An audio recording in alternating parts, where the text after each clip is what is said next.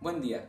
Como grupo 5 del curso de neuroanatomía, les presentaremos el procedimiento de disección del cuerno inferior de los ventrículos laterales y hipocampo, destacando esta herramienta educativa autodidáctica como es la disección, como un método para poner en práctica los conocimientos previamente adquiridos de forma teórica, además de mejorar las habilidades de trabajo en equipo con delegación de tareas y apoyo mutuo. El aspecto ético también es de suma importancia, utilizando netamente cabezas de corderos que fueron sacrificados por motivos externos a la disección, con el fin de valorar la vida de estos animales que también han sido forjadores de nuestro sustento académico.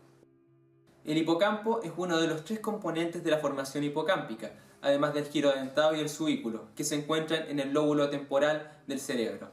Los 3 están compuestos por el alocórtex de este lóbulo, que se pliega sobre sí mismo en una espiral a lo largo del suelo del cuerno inferior del ventrículo lateral. Este desempeña un papel clave en la memoria a corto plazo y el aprendizaje. La formación hipocámpica, además, completa, es considerada como parte del sistema límbico.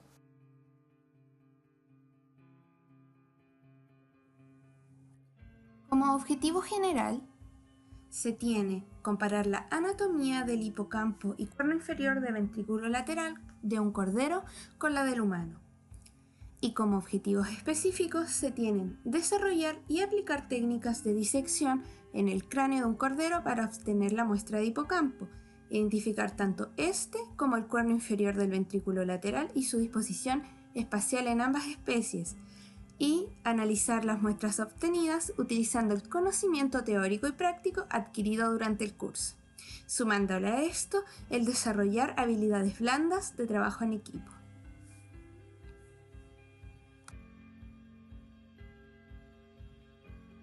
Los materiales utilizados fueron 3 cabezas de cordero, 2 litros de formalina al 37%, 3 litros de agua, bisturí de hoja 23 y 11 y cuchillo cartonero.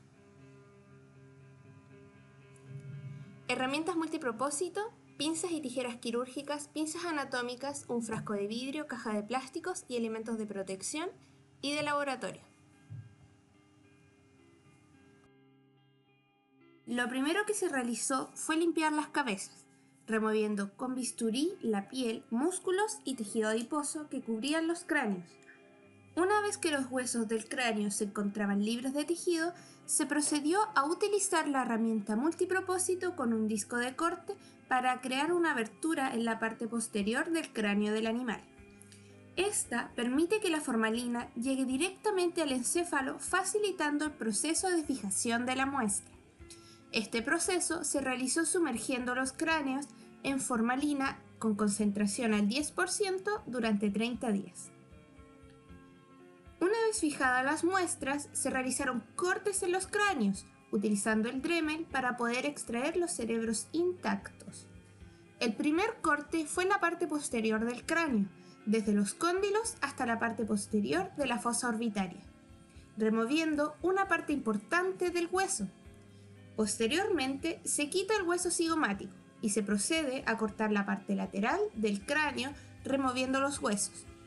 Dejando una mayor parte del encéfalo expuesto, se procede a retirar con tijeras quirúrgicas la parte de la dura madre, sobre todo la tienda del cerebelo.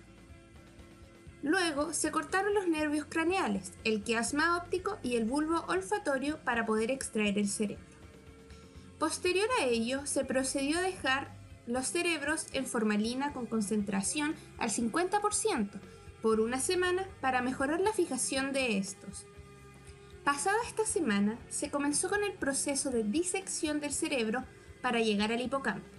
Primero, se realizan cortes horizontales en sentido antero-posterior con el uso de un cuchillo cartonero hasta encontrar el cuerno inferior del ventrículo lateral, el cual nos permite visualizar la porción superior del hipocampo.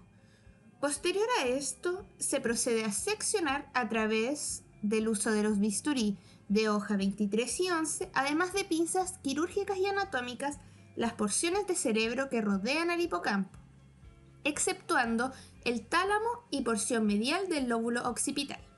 Vale decir, se extrajo principalmente el lóbulo temporal y la porción lateral del lóbulo occipital, teniendo siempre en consideración cuidado con el hipocampo. De esta manera, se permite visualizar claramente la fimbria y el hipocampo, además del plexo coroideo, el cual se extrajo con pinza y tijera anatómica para una mejor visualización y análisis del hipocampo. En los cerebros 1 y 2 se terminó el proceso en este punto. En el caso del cerebro 3, se realizó un corte sagital del cerebro, permitiendo la extracción del tálamo junto al hipocampo.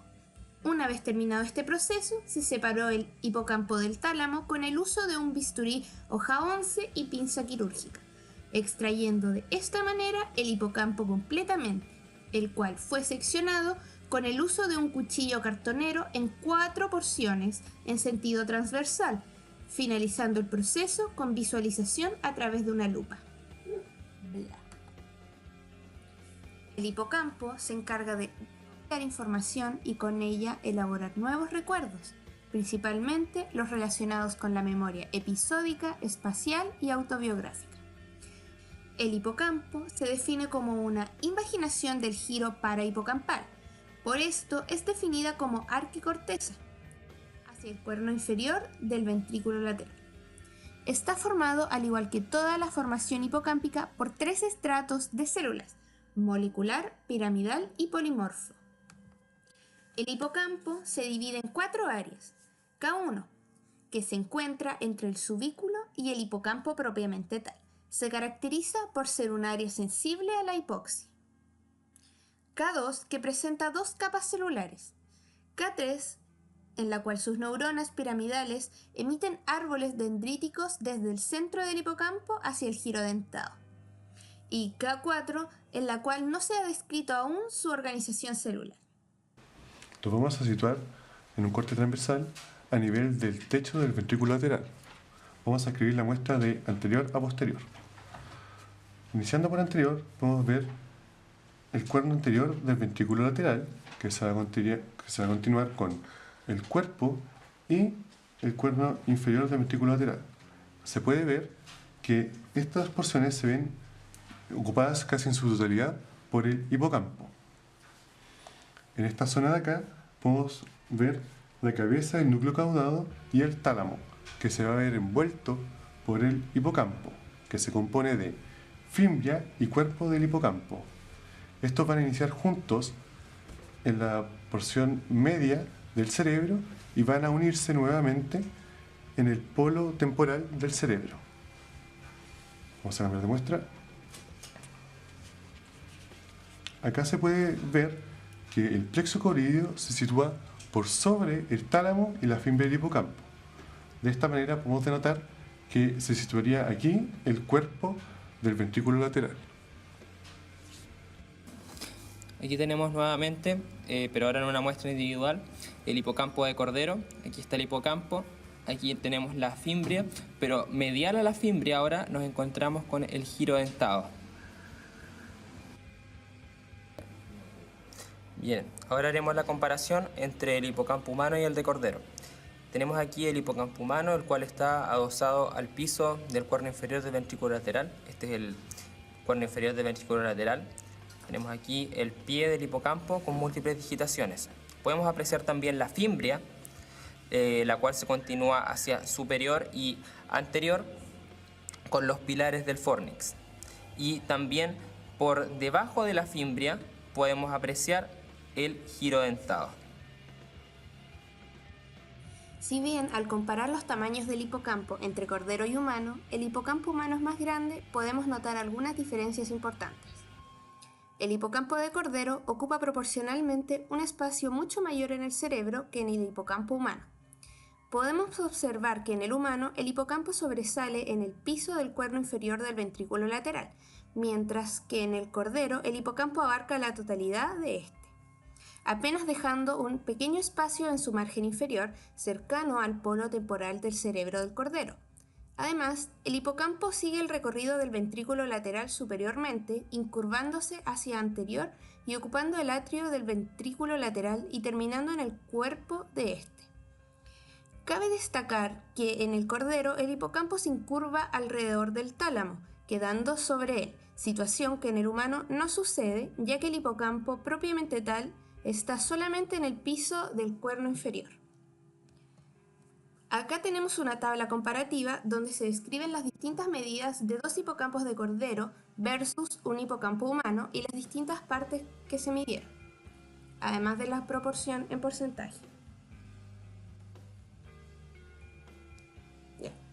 Con esta información podemos afirmar que el hipocampo de cordero en comparación con el de un humano es más pequeño, pero es mucho mayor en relación a la proporción hipocampo-cerebro.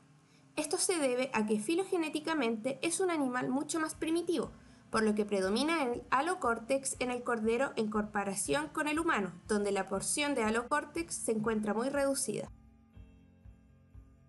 A modo de conclusión del presente procedimiento de disección, se puede destacar los conocimientos obtenidos en torno a la identificación de estructuras neuroanatómicas, como en este caso fue el hipocampo en su disposición espacial y estructuras asociadas, además del procedimiento para lograr ello, involucrando la obtención de habilidades motoras y por sobre todo el trabajo en equipo. Otro punto importante a mencionar es la relevancia de este procedimiento para la realización de una comparación entre términos morfológicos del hipocampo de cordero y del hipocampo de humano, a fin de lograr un análisis funcional que sustentará estas diferencias, confirmando así la diferencia entre la morfología de humano y de cordero.